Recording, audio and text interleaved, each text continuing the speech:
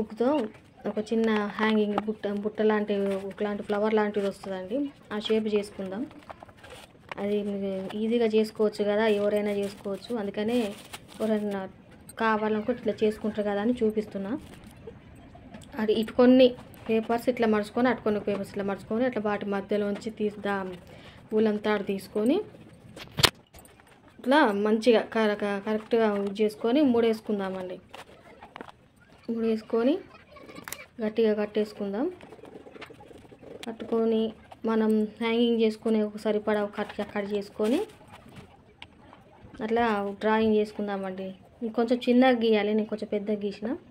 అట్లా చిన్నగా చేసుకొని ఆ భాగం కట్ చేసుకోవాలి. అట్లా కట్ చేసుకున్నాక ఒక్కొక్క దానికి ఇప్పుడు దీంట్లోంచి సగం తీసుకొని ఇట్లా నేను వీడియోలు చూపించిన విధంగా మడత పెట్టుకోవాలండి.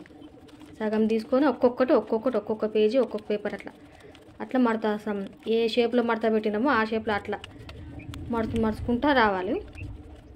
అప్పుడు షేప్ అంత మొత్తం ఇటు సైడు అటు సైడ్ మొత్తం 4 సైడ్ అట్నే మడత పెట్టుకుంటే కరెక్ట్ షేప్ వస్తుందండి.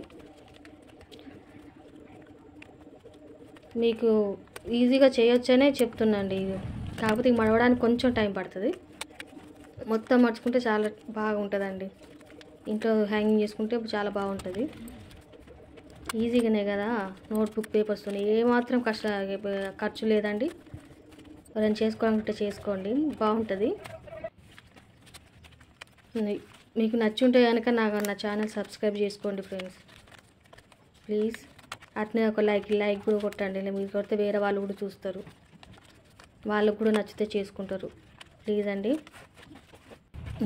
ఇప్పుడు మొత్తం మనం ఇట్లా చేసుకుంటే ఈ షేప్ వచ్చిందండి. ఇట్లా పెట్టుకొని హ్యాంగింగ్ చేసుకుంటే చాలా బాగుంటుందండి. చూసిన వాళ్ళందరికీ చాలా థ్యాంక్స్. దయచేసి సబ్స్క్రైబ్ చేసుకోండి ఫ్రెండ్స్. Thank you.